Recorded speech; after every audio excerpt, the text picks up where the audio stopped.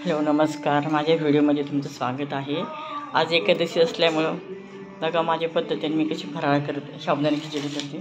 हे बघा मी 4-5 मिरच्या कुटून घेतल्या, हिरव्या मिरच्या। आता आपण त्याच्यात परतून घ्यायचं। थोडंसं तेल टाकलं, जास्त तेल नाही टाकलं। बघा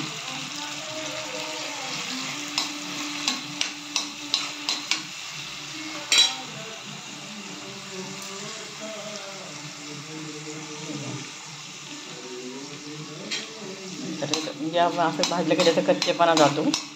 थोडंसं थोडंसं मिरची करते मी। त्यासाठी बघा मी 2-4 बटाटे उकडून घेतले। दाण्यात कुठं आपलं जसं पाहिजे तसं वाटीवर साबुदाणा। आता हे जरा फ्रीजमध्ये होता म्हणून बाहेर काढून ठेवला थोडासा मोकळा होतो तो छान। आता आपण त्याच्यात बटाटे टाकून घेऊ। आता असं पण छान लागतं, नुसतं बटाट्याचं दाणे टाकून खाल्लं तरी पण छान लागतं ते। मस्तपैकी आता होते ते। हे बघा आपण परतून घेणार त्याला। बघा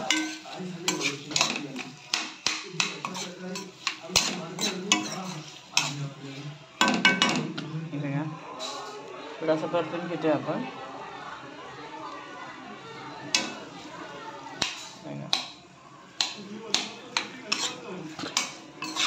आपण कधी प्रत्येकाची पद्धत वेगळी, कोणी लाल तिखट वापरून करतं, कोणी हिरवी मिरची वापरतं। पण हिरवी मिरची वापरून पण छान लागतं आणि लाल तिखटाने छान लागतं, तसं काही नाही। आता दाण्याचं कुठं आपल्याला जसं पाहिजे तसं घ्यायचं आहे। आता बघा जास्त नाही टाकायचं, टाकून घ्यायचं आपल्याला।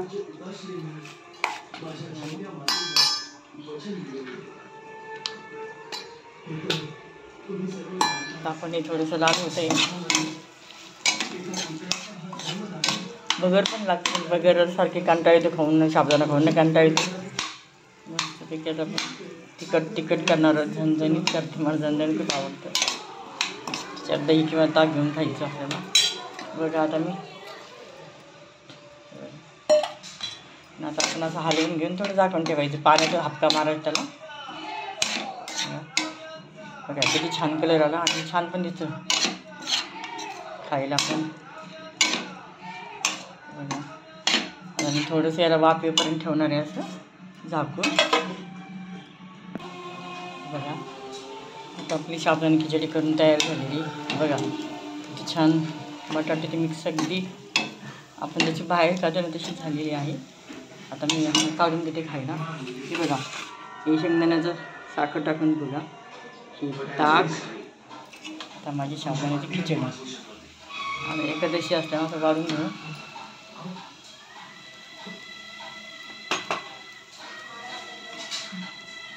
बघा असं येतं काढून घेतलं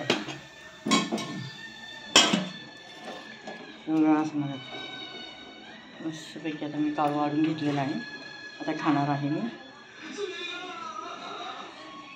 माझा व्हिडिओ आवडल्यास माझ्या व्हिडिओ लाईक सबस्क्राईब जरूर करा।